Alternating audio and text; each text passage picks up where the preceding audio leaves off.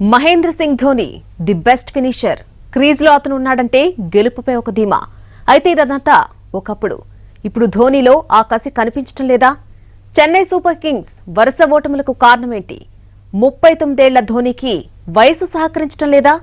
అసలు ధోనికి ఏమైంది?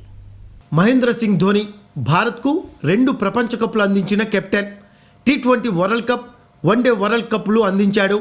అలాగే చెన్నై సూపర్ కింగ్స్ను 3 సార్లు ఐపీఎల్ ఛాంపియన్గా నిలబెట్టాడు. ఇక పరిమిత ఓవర్ల క్రికెట్లో అతను ఎన్ని విజయాలు అందించాడో లెక్కే లేదు. ధోని క్రీజ్లో ఉన్నాడంటే ఎంత పెద్ద టార్గెట్ అయినా తక్కువే. చివరి వరకు క్రీజ్లో ఉండి జట్టుకు విజయాలు అందిస్తాడు. ధాటిగా ఆడటంలోనైనా, వికెట్ల మధ్య పరిగెత్తడంలోనైనా అతనికి అతనే సాటి. అలాంటి ధోనికి ఇప్పుడు ఏమైంది? రిటైర్మెంట్ ప్రకటించిన తర్వాత ఐపీఎల్లో ఆడుతూ ఉండడంతో అందరి దృష్టి ధోనిపైనే ఉంది. అతని ఆట తీరును ఆస్వాదించాలని అభిమానులు కోరుకుంటున్నారు. అయితే ఇప్పటి వరకు ధోని ఆట తీరు మాత్రం అభిమానుల్ని సంతృప్తి పరచలేకపోయింది. ఈ సీజన్ తొలి మ్యాచ్లో డకౌట్ అయిన ధోని ఆ తర్వాత కొద్దో గొప్ప పరుగులు సాధిస్తున్నా జట్టును మాత్రం గెలిపించలేకపోతున్నాడు. సన్ రైజర్స్తో జరిగిన మ్యాచ్లో 7వ ఓవర్లోనే క్రీజులోకి వచ్చిన ధోని చివరకు నాటౌట్గానే ఉన్నాడు. అయినా జట్టును గెలిపించలేకపోయాడు. భారీ షాట్లను అలవోకగా ఆడే జార్ఖండ్ డైనమైట్ ఇప్పుడు పరుగులు చేయడానికి ఆపసోపాలు పడుతున్నాడు. వికెట్ల మధ్య పరిగెట్టడంలోనూ మునుపటి వేగం కనిపించడం లేదు.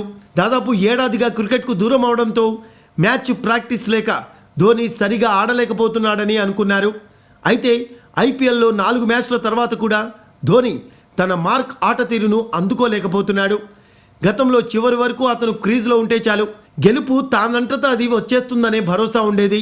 ఇప్పుడు ధోని చివరి వరకు నాటౌట్గా ఉంటున్నాడు, కానీ సాధించాల్సిన రన్ రేట్ను మాత్రం చేరుకోలేకపోతున్నాడు.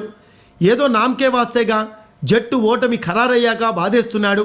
సునాయాసంగా హెలికాప్టర్ షాట్స్ కొట్టే ధోని ఇప్పుడు 6లు కొట్టడానికి ఆపసోపాలు పడుతున్నాడు.